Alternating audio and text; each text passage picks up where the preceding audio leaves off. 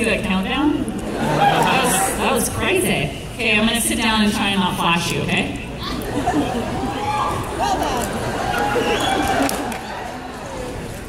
Calm down. So this is how this is gonna go. Anything goes in this room, okay? You can ask me anything you want. I may not answer it. I'm just kidding. This hour is yours. So let's start. Who wants to be the first one? No pressure. No pressure at all. Hi. See that big fancy microphone? Perfect. Oh, you have a spotlight and everything. Cool. Testing. Excellent. So, my first question is Firefly related, because I'm sure that's why a lot of us are here. So my question is, which episode was your favorite and why? We should start a drinking game. Where, like, if anybody asks me that question, we all take a drink. We would be so hammered. My favorite episode to film? Yeah, of course. You know, weirdly, not to be a total downer, but the last one was kind of my favorite. I think because we all knew we were canceled at that point, and the pressure had sort of gone away. We knew the news probably wasn't going to be good. We didn't really hear from upstairs very often, and all the other shows were getting big fancy launch parties, and no party for us. Yeah, so it was almost like when the hammer finally came down, it was a sense of relief that we at least knew already. And then it was kind of like, well, they're not going to fire us, so we might as well just do what we want. And I remember laughing a lot on that one and just really trying to soak up the time that we had. My favorite ones to watch is the tie. Out of Gas, or Objects in Space. I really like that one. Although I think Jamestown is highly underrated. I love that one, makes me laugh. Well, thank you so much for answering the question again, and drink responsibly. I like how even at Emerald City the microphones are green. Hi, I kind of had two questions if that's all right. In Warehouse 13, you met up with Simon's character again. How was working with him again? Well, Sean and I are really good buds. We're very close. We used to live a block away from each other in LA, and we would go to Pilates together all the time. And then we would like blow our workouts by having a huge brunch and drink champagne at brunch and never be heard from again for the rest of the day. So I was itching for the chance to work with him again. And they approached me and said, would you be interested in doing this because Sean is playing the other role? And they approached Sean and said, would you be interested in doing this because Jewel is playing the other role? It was very wise of them, really. But it was great. I loved it. I loved seeing him in that purple spandex jumpsuit just because it gave me, it just made me laugh hysterically every day. And I also liked it because for once, his character was pining after me. And the second question is, were you satisfied with the ending of Serenity?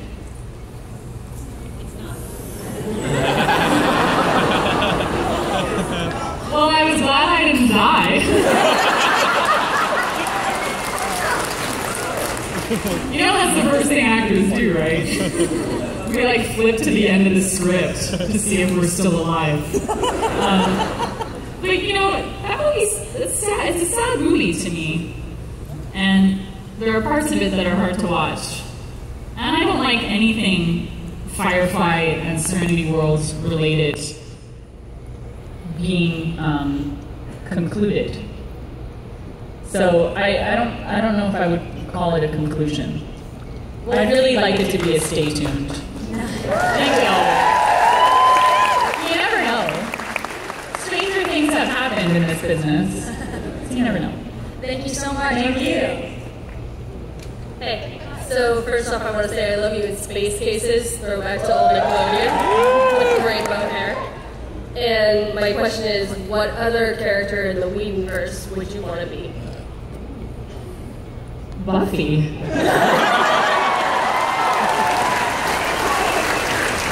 Other than Kaylee, she's the best one. Not Faith. Don't think Faith's the best? What's that? Faith, Eliza Dushku's character? I think Buffy's better. Fair enough. Thank you. So, loved you on Firefly, Stargate Atlantis. How is it working, quote unquote, in another world? It can be a little difficult. I think what's difficult as an actor is when you join a cast that's already been working together for a while. And Stargate was a tough one for me because Paul McGillian is a really good friend of mine. So when he left the show and then they asked me to come on as the new Doctor, it was like a really bittersweet moment for me and kind of awkward. Not gonna lie. And they all kind of had a camaraderie and inside jokes at the time I got there. So I was super nervous. I was really nervous that first week. And also my first day was filming the brain surgery operation on Dr. Weir. I'm like, thanks guys, thanks. And when I got to work, there were all these picketers outside with Save Carson Beckett signs. Yeah. So I had to cross the picket line to get to work. Like, there were so many picketers, I just need to reiterate this, that it made the news, okay? It made the local news. So yeah, that was super tough. But they were all really nice to me right off the bat, and David and Jason teased me a lot, which means they liked you, apparently. So yeah, and then it turned into a dream job. It was like 3 years shooting at home in Vancouver, where I'm from. I don't know if you guys know that. Yeah, and I got to sleep in my own bed for 3 years, so it was super fun. Thank you. Great food on that show, too. They had the best caterers in the world. It's ridiculous. I gained like 15 pounds. I'm not kidding. Hi, Jewel. Love you. I usually cosplay Kate, actually. My question is, you've been in tons of fantastic geeky franchises. What's your dream job? Like, if you got to pick any franchise out of anywhere, comic book, existing universe, whatever, what would you be? Gosh. You know what? This is going to embarrass me, but I don't care. You can put it on the internet. I don't care. I would want to be Ariel in live action Little Mermaid.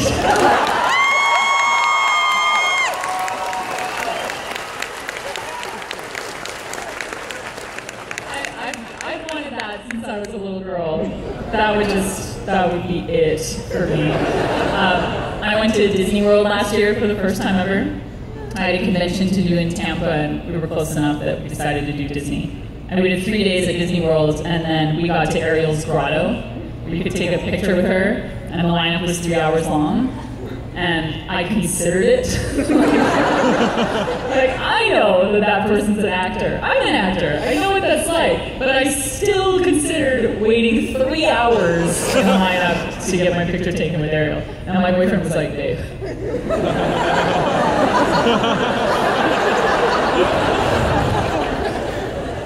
Hence the red hair. Hi.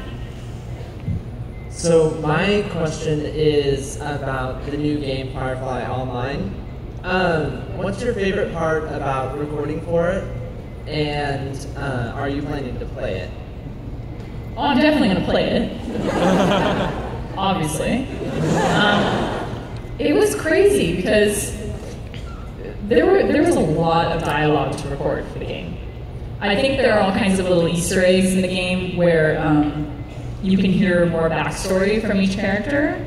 So I had all of this new backstory from Kaylee's life to get to know, and that was really great. But it made me really sad because, you know, for obvious reasons, because the show wasn't going on anymore. It was just sort of this sort of bittersweet moment. But it was still really cool. I'm glad we have something in the Firefly world. It's not enough for me, but it's something. Thank you. Hi.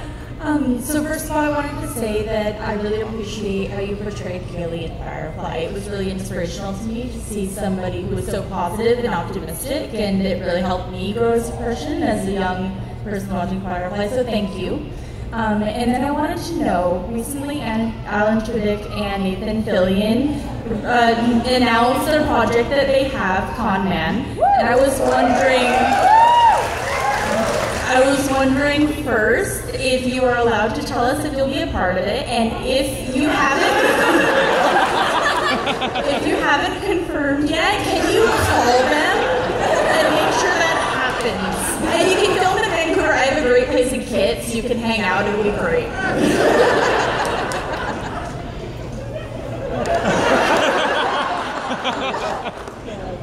Can't tell you. Thank you.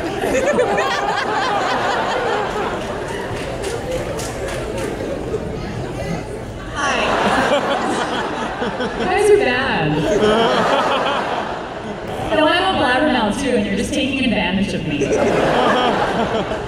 So, if you could cross over Kaylee into any sci-fi show and non-sci-fi show, what two shows would those be?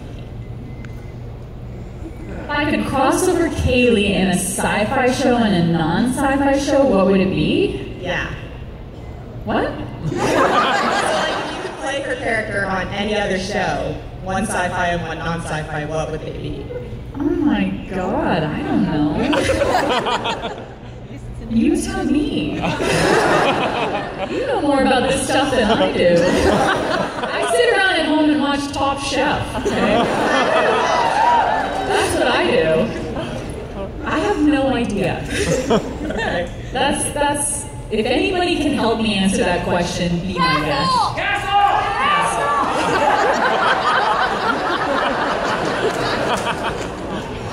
You were really passionate about that.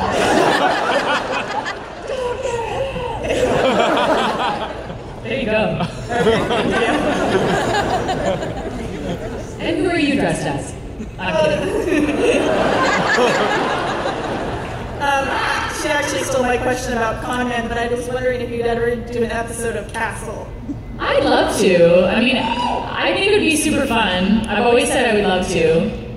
So we'll see. My only condition is that I don't play in any way, shape, or form Nathan's love interest. Well, he's married to Kate now, so... Like, I would die. That would be, no. That's my only He's married to stipulation. Beckett now, so you don't have to worry about that. What's that? He's married to Beckett now, so you don't have to worry about that. That's true. That's true. Because the thought of that is not okay.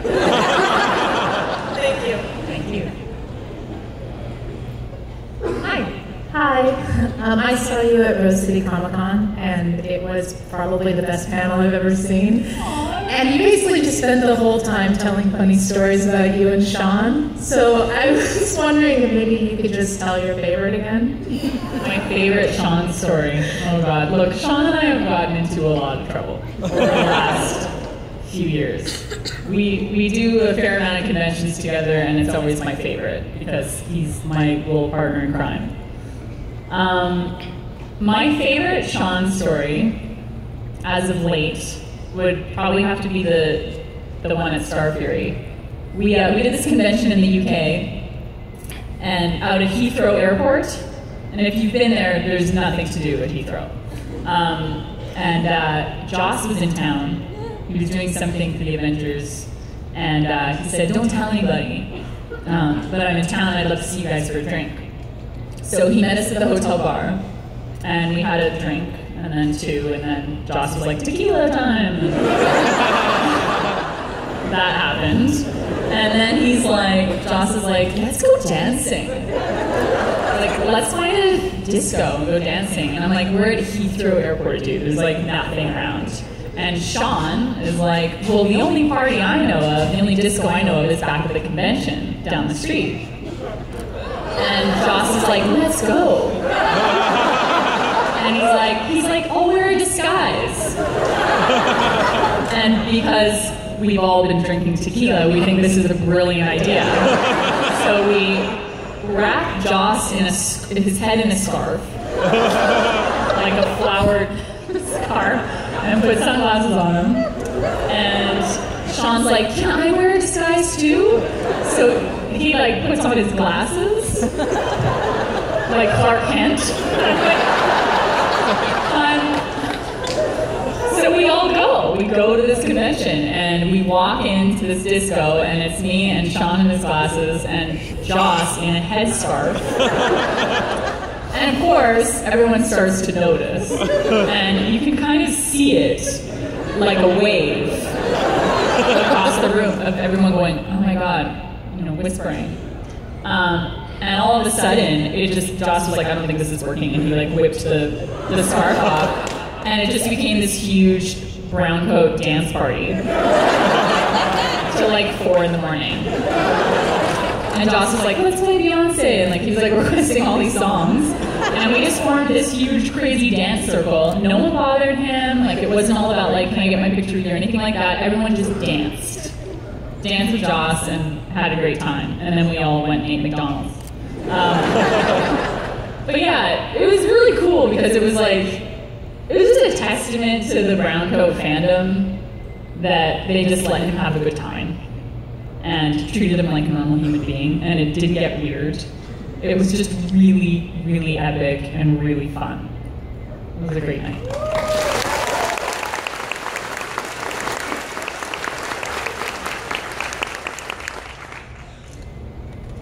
My question is one that you said, anything goes. What was most of your reactions when reading the scripts on Firefly to some of Haley's more sexual exploits or her sexual lines? Well, I mean, I kind of dig that Haley is a sexual person. Like, she's not apologetic about it at all. It just is who she is. She wears her heart on her sleeve, and she's just a very, very open person, almost to a fault. The only thing about reading those scripts as we went along was I kind of wish I had known that stuff before. Like, we didn't know anything. We read the first script and that was it. And I got to set and didn't really know a whole lot about the backstory of our characters. So I just wish I had known that. I wish I had known that she wasn't so innocent.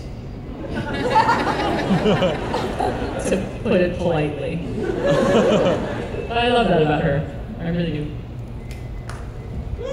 Hello. First of all, I'd just like to say that I'm kind of in love with Kaylee.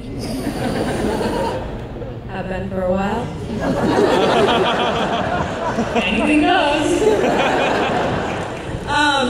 Also, I'd like to ask, if you could pick one planet from Firefly to live on, which would it be?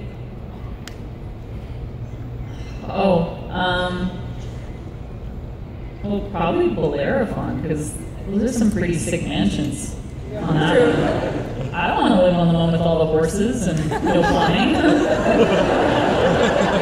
Like, just being honest. Also, do you have a favorite, one-liner from Firefly? Oh, I have plenty. Plenty. I love, they have bully whores. It's so thoughtful.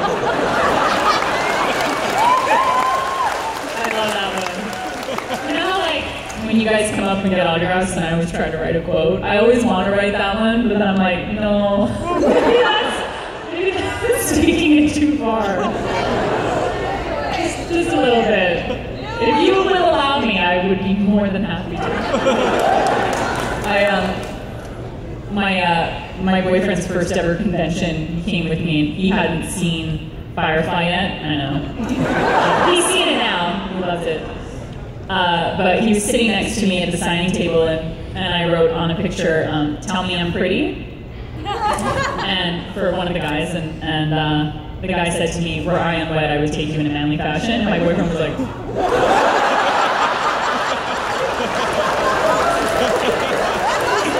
"What did he just say?" And I'm like, "It's from the show, don't worry." I guess if you didn't know, that'd be like totally weird. Hi, so first off, I love Kaylee, and for some reason I'm going to ask this question. It's going to be a totally strange question. If Kaylee were to die, how do you think it should go down? Oh my God. was going to be a weird question. That's terrible. Well, I would want her to go down with like a super excellent, like one of those fading away kind of goodbyes in like Mal's arms. And Mal finally loses it and breaks down and cries. Nice. I do love Kaylee though. I would like to crack the Malcolm Reynolds veneer a little bit. But I don't, just to be clear. Kaylee doesn't die ever. Kaylee is invincible. Right? Right. Okay, so I have two questions. The first one is, what's your opinion of the pink dress? Do you like it? And the second is just to tell a story from backstage at that time, either the TV show or the movie. Well, I can tie something into both of those questions.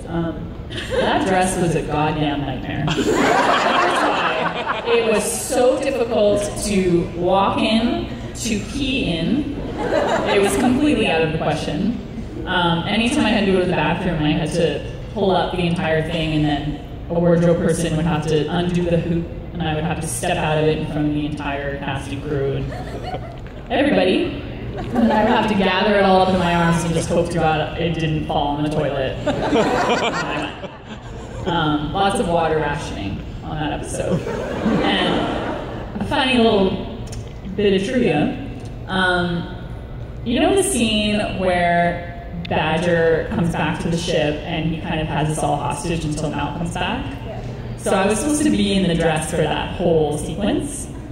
But because I didn't want to, I conned Joss into letting me change back in my overalls. And he was like, that doesn't make any sense.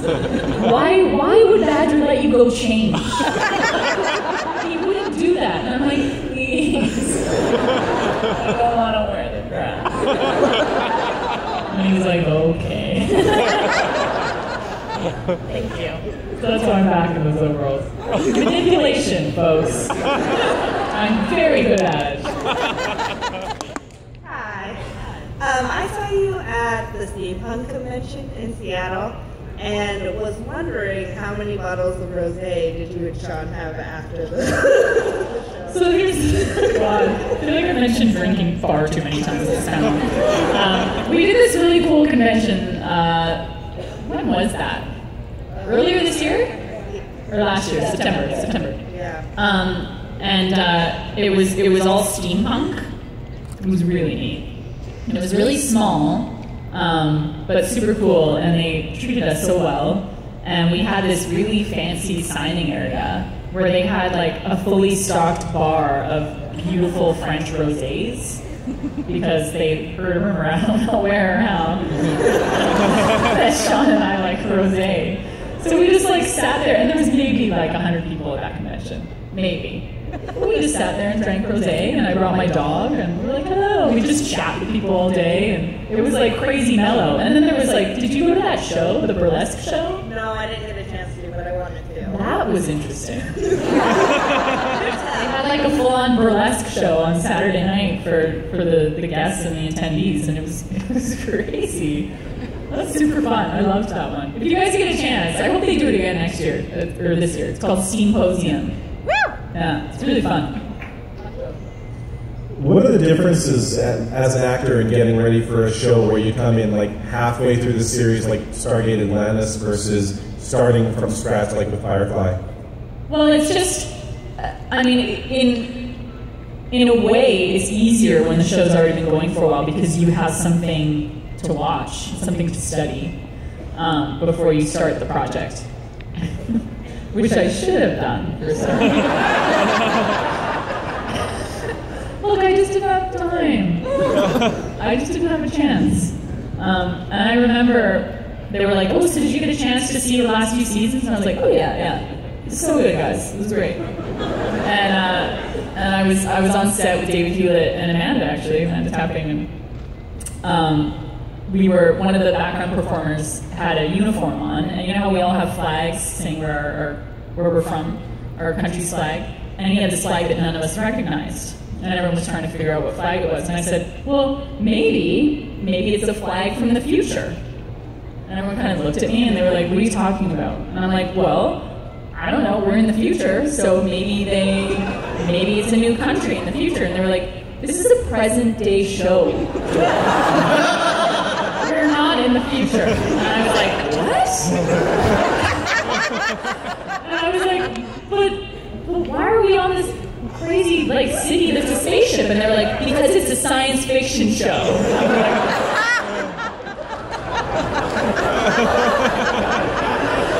And they laughed at me forever. They would always call me, my nickname on set, it sounds mean, but it was hilarious, was worst doctor ever. Because I'd go to give someone CPR and I would do it all wrong, and they'd all be like, worst doctor ever. I'd be in the background and would knock medicine off the shelf and be like, oops. Yeah, so I learned my lesson there. Always watch the show before you join the show. Thank you. Hi, Joe. Great to see you. If I can ask a quick question before my real question, what are you drinking? What's that? What's in your cup? I'm drinking tea. Just boring old plain. Really boring. I wish it was something wildly exciting, but it's not. Okay. My question is kind of thinking back to some of the other. I mean, you're obviously kind of known as Kaylee primarily from Mike. Kaylee from Firefly. This mic is a little fuzzy. Sorry, you're obviously best known for Kaylee in Firefly, and I'm wondering, it happens to a lot of people who are in really iconic roles. Leonard Nimoy wrote the book "I Am Not Spock" because he got kind of burned. Have you gotten burned out about being Kaylee everywhere you go, or is it just something you've become accustomed to? Well, the only thing that can get a little tricky with it is that Kaylee is a really sweet, happy, cheerful girl. And I have more, I'm sure you're learning, more of a sardonic kind of sense of humor, and, I swear, and I like different things than Kaylee likes. So I just feel sometimes that I worry that people get a little disappointed when they meet me, and they go, oh God, she's nothing like her. You know what I mean? So it's weird. It's it's this little bit of pressure, where I kind of I want to give you what you want. When you meet me, I want you to have the experience that you want, but at the same time, I am who I am, right? So it's that part of it is a little tricky. And there have been a couple of casting directors that I can tell are Firefly fans, just based on what they ask of me. So they'll say, we loved your take on it, but can you do it a little bit more like yourself? And I'm like, you mean like Kaylee? And that's really what they mean. I mean, it's funny when you play a character like that, people just, and it's a lucky thing because she is very well loved, but they do expect or hope that you're just like her, And if you follow me on Twitter, I'm not. Sorry. Thanks.